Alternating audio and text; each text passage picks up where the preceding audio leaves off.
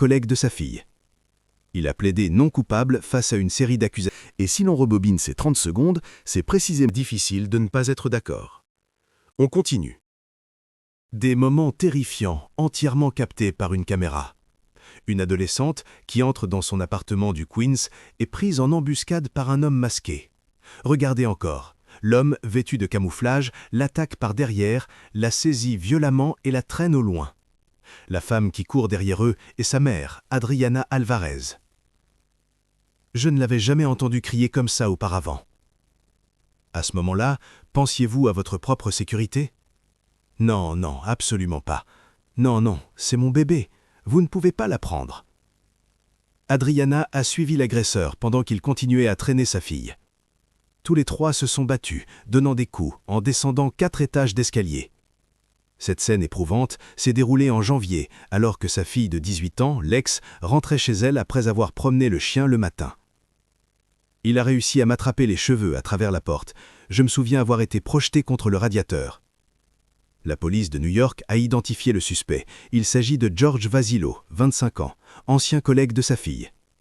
Il a plaidé non coupable face à une série d'accusations liées à l'attaque. Ce soir, son avocat n'a fait aucun commentaire. Il m'a aspergé de gaz poivré, il me frappait.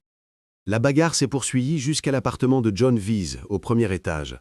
Je l'ai entendu crier, elle est entrée en courant dans mon appartement. J'ai commencé à le poursuivre, il a traversé la rue en courant et son voisin Gus Bugas s'est lancé à sa poursuite. Je l'ai plaqué au sol et une fois au-dessus de lui, il ne pouvait plus aller nulle part. Selon Alvarez, elle a souffert d'une luxation de l'épaule et d'une blessure à l'œil. Sa fille, heureusement, n'a eu que de légères égratignures au genou. Le prix à payer pour un geste de mère, se mettre en danger, mais devenir une héroïne.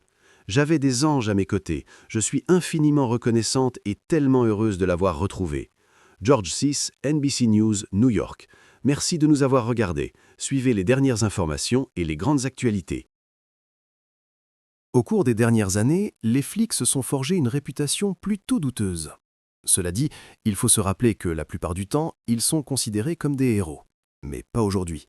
Aujourd'hui, nous allons regarder certains mauvais policiers qui ont fini par obtenir ce qu'ils méritaient.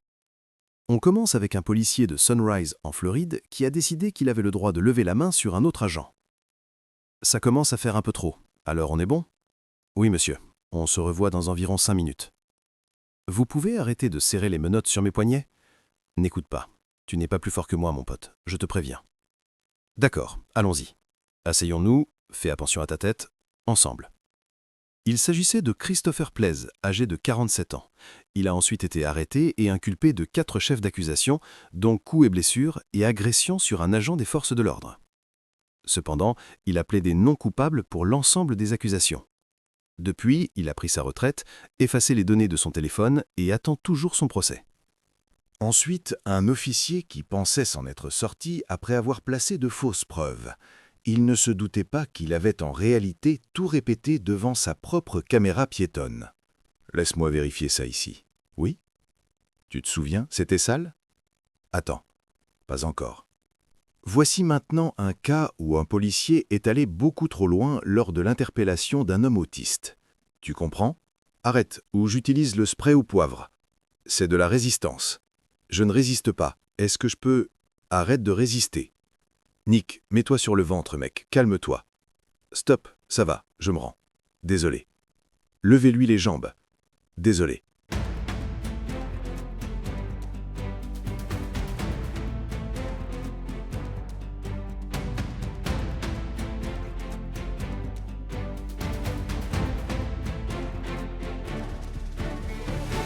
À la suite de cet incident, les autorités de Kodiak ont accepté de verser 265 000 $ à la victime.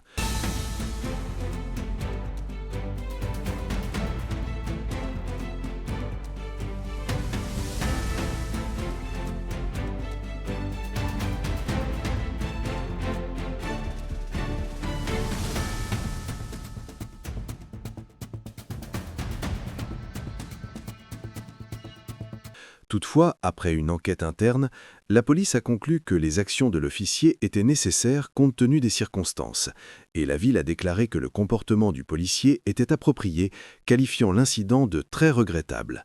Et vous, qu'en pensez-vous? Écrivez-le dans les commentaires. Passons maintenant à un autre cas, un policier qui ne savait pas que sa caméra piéton enregistrait 30 secondes de vidéo avant même l'activation du son. Il pensait que ça passerait. L'officier de la police de Los Angeles, Gaxiola, ramasse le portefeuille de Shields dans la rue et le montre à l'officier Lee qui désigne un suspect comme pour dire « c'est à lui ». Gaxiola repose le portefeuille, s'avance sur la chaussée, se penche et ramasse un petit sachet contenant une poudre blanche. Des analyses montreront plus tard qu'il s'agissait de drogue. Il retourne ensuite sur le trottoir, reprend le portefeuille et semble y glisser le sachet. Si l'on rebobine ces 30 secondes, c'est précisément là que tout se produit. Il est peu probable que quelqu'un filme volontairement le fait de placer de la drogue. Il est bien plus logique de penser qu'en allumant sa caméra, il croyait que l'enregistrement commençait à ce moment précis et ignorait que les 30 secondes précédentes étaient automatiquement sauvegardées, sans le son. Et si l'on rebobine ces 30 secondes, c'est précisément là que tout se produit. Il est peu probable que quelqu'un filme volontairement le fait de placer de la drogue.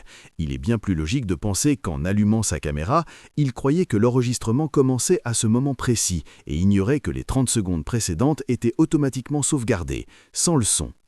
Un simple contrôle routier dégénère en confrontation physique lorsque le conducteur sort soudainement de son véhicule. Passons maintenant à un autre cas, un policier qui ne savait pas que sa caméra piéton enregistrait 30 secondes de vidéo avant même l'activation du son. Il pensait que ça passerait. L'officier de la police de Los Angeles, Gaxiola, ramasse le portefeuille de Shields dans la rue et le montre à l'officier Lee qui désigne un suspect comme pour dire « c'est à lui ». Gaxiola repose le portefeuille, s'avance sur la chaussée, se penche et ramasse un petit sachet contenant une poudre blanche. Des analyses montreront plus tard qu'il s'agissait de drogue. Il retourne ensuite sur le trottoir, reprend le portefeuille et semble y glisser le sachet. Si l'on rebobine ces 30 secondes, c'est précisément là que tout se produit. Il est peu probable que quelqu'un filme volontairement le fait de placer de la drogue.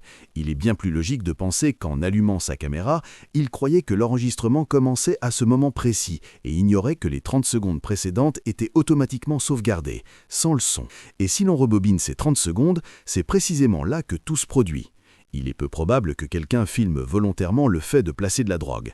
Il est bien plus logique de penser qu'en allumant sa caméra, il croyait que l'enregistrement commençait à ce moment précis et ignorait que les 30 secondes précédentes étaient automatiquement sauvegardées, sans le son. Un simple contrôle routier dégénère en confrontation physique lorsque le conducteur sort soudainement de son véhicule. Retournez dans la voiture. Mais, chose étrange, le conducteur ne réagit absolument pas. Pas un mot. Pourquoi Brady n'a-t-il pas obéi aux ordres de l'agent? Comme nous venons de le voir, les policiers ont rapidement sorti les menottes et le pistolet à impulsion électrique lorsque l'homme, nommé Brady Mystique, s'est approché d'eux. Quel est le problème? Cet homme est sourd. Et voici comment il se souvient des faits. Ils m'ont arrêté. J'ai essayé d'avancer un peu parce que la lumière me frappait en plein visage, ça m'a fait peur, je voyais mal et ça ne me plaisait pas. J'étais agacé, alors je suis sorti pour voir ce qui se passait. Je pensais qu'ils avaient peut-être arrêté quelqu'un d'autre, je ne savais pas que c'était à cause de moi. Je ne connaissais pas la raison, je ne voyais tout simplement pas. Je comprends, mais vous deviez rester dans la voiture. Et maintenant, après votre sortie de l'hôpital, vous irez en prison. Je n'ai mordu personne et je n'ai rien fait de ce genre. Vous m'avez attrapé et plaqué au sol. Ensuite, je me suis énervé, j'ai essayé de parler, d'expliquer quelque chose. Vous ne saviez pas que j'étais sourd. Des questions ?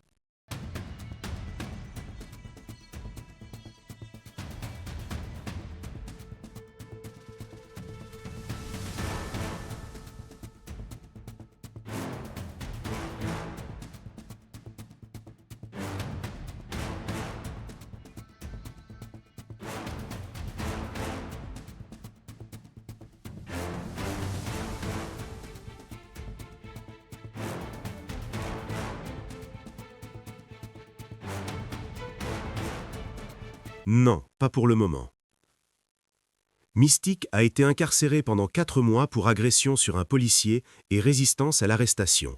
Il a affirmé qu'en prison, il n'avait pas eu accès à des interprètes. Finalement, les charges ont été abandonnées et Mystique a été libéré. Les médias ont rapporté que les poursuites avaient été abandonnées parce qu'il avait accepté de suivre un programme de diversion, un programme permettant d'éviter une condamnation. Mystique et son avocat, Raymond Bryant, ont accordé une interview à Fox 31 News dans le Colorado.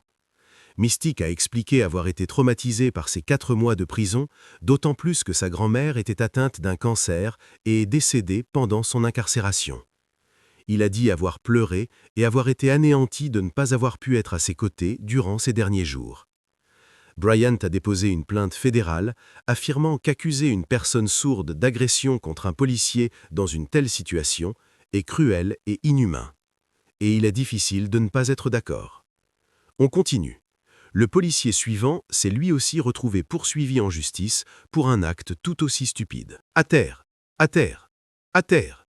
Lâche le téléphone. Lève-toi. D'accord, lève-toi. Ça va. Lève-toi, je te tiens. Ça va. Tout va bien. Je m'amusais juste avec toi pour l'instant. Mets-toi par terre pour qu'on ne casse rien. Tout va bien, ça s'enlève très facilement. Tu vas bien? Oui, ça va.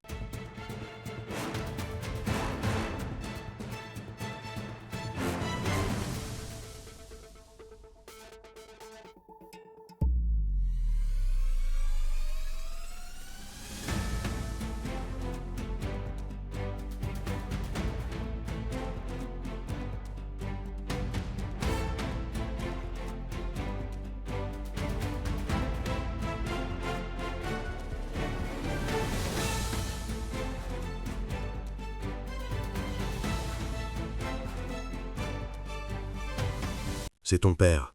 Tu sais pourquoi il s'est enfui? Non. Qui, dans son bon sens, pointerait une arme sur un enfant de 10 ans non armé? Et maintenant, pour un moment plus léger. 2 flics qui n'ont vraiment pas de chance avec les animaux. Tout est usé. Tu sais quoi? Je ne vais même pas t'embêter pour ça. Tu as été honnête avec moi, alors je vais juste m'en débarrasser, d'accord? Tu n'as pas de drogue, c'est juste un lézard. Je suis vraiment désolé, pardon, je l'avais oublié. Il mord ou pas? La prochaine fois, préviens-la de ça, d'accord? Jerry, tu m'as presque fait faire une crise cardiaque, on ne fait pas ça. Désolé. Tu as d'autres créatures effrayantes dans tes poches? Merci.